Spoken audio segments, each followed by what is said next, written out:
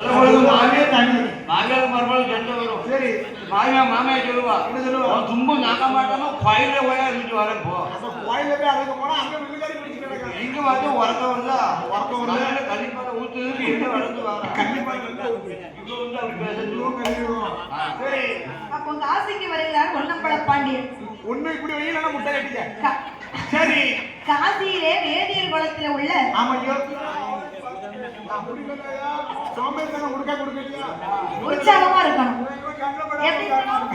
குழந்தை குழந்தையும் தெய்வமும் கொண்டனை பாருடன். அம்மா பத்திராளி நல்லா இருக்கேம்மா. ஏன் கேட்கணும், ஏன்யா ஒரு தெய்வத்தை எப்படி மனசார வளர்ந்துமோ சரி அவங்க தான் நின்று பேசணும். அவங்க தான் நின்று பேசணும். ஒரு சின்ன பிள்ளை காலைல போய் நின்னா நீ அவங்ககிட்ட வருவா, வரவே மாட்டான். பொண்ணு தங்கம்னா வருவா. ஓ பொண்ணே தங்கமே வாமா ராசாத்தி குழந்தை தெய்வம். குழந்தை தெய்வம் ஒண்ணுதான் அதுதான். அதுக்கு அம்மா ரைட் கிட்ட கால்ல ஒரு பிரச்சனை இருக்கு.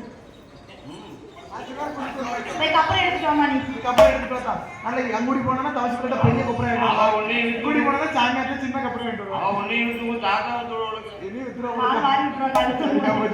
அப்ப காசிக்கு வந்த ஒன்னம்பல பாண்டியன் காசியிலே வேதியர் குலத்துல உள்ள ஒரு நாட்டாமன். ஆமாமோய் அவருக்கு ஒரே ஒரு மகா. யாரு? சிட்டு ருக்கு ருக்கு ருக்குமணியா? அதே நம்ம ஆளு நாட்டாம மகா ருக்குமணி. சரி, வேதியர் குலம்னா ஐயர் குலத்துல உதித்த பிள்ளை. ஆமா அப்ப எப்படி இருப்பா? பிராமண கண்ணா இருக்கவ. பிராமண கண்ணு அம்சமா இருக்கா. எங்கப்பா பாலும் வேணும் நெய்யும் சாப்பிட்டு. ஆமா அப்படி நம்ம என்னத்தை தான் நெய்யா ஊத்தி சாப்பிட்டாலும் கருமான தூர் மாதிரி இருக்கும். நம்ம என்னத்தை தான் நெய் ஊத்தி சாப்பிட்டாலும் நாயை குளிச்சு ஊத்திட்டோம், நாய் எங்க போய் நிற்கும். அதே மாதிரிதான் நம்ம என்னத்தை தான் நெய் சாப்பிட்டாலும் நம்ம மூணு பக்கம் போய் நிக்க கூடாது. பிராமண குலங்க அப்படி இல்ல. அந்த மயில் அந்த வெயில தான் போய் நிற்போம்.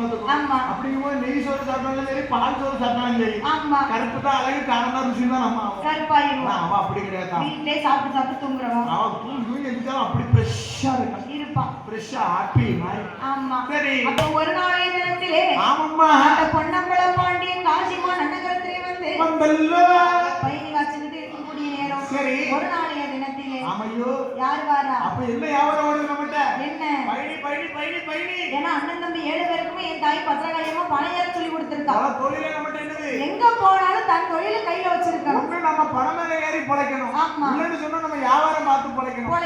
வியாபாரத்துக்கு போகணும்னு சொன்னா நம்மள மிஞ்சின ஆளு இந்த உலகத்திலே கிடையாது. கிடையாது இல்லையா? பாருங்க, நம்ம ஆண்கள் சில பேர் என்ன வியாபாரம் பார்ப்பாங்க? என்ன? அரிசி வியாபாரம் பார்ப்பாங்க. வெள்ளரிக்காய் அரிசி வியாபாரத்துல நம்மள கை விடும். அதாவது நம்மள அடிச்சுக்கிட்ட ஆளே கிடையாது. அரிசி வியாபாரம்னு சொல்லிட்டாலே நம்மள அடிச்சுக்கிட்ட ஆளு கிடையாது. கரெக்டா அள்ளி தருவாங்க. ஒரு நெருக்கவே மாட்டாங்க. அள்ளி கொடுத்தாங்கன்னா 50 மிளகா கரெக்டா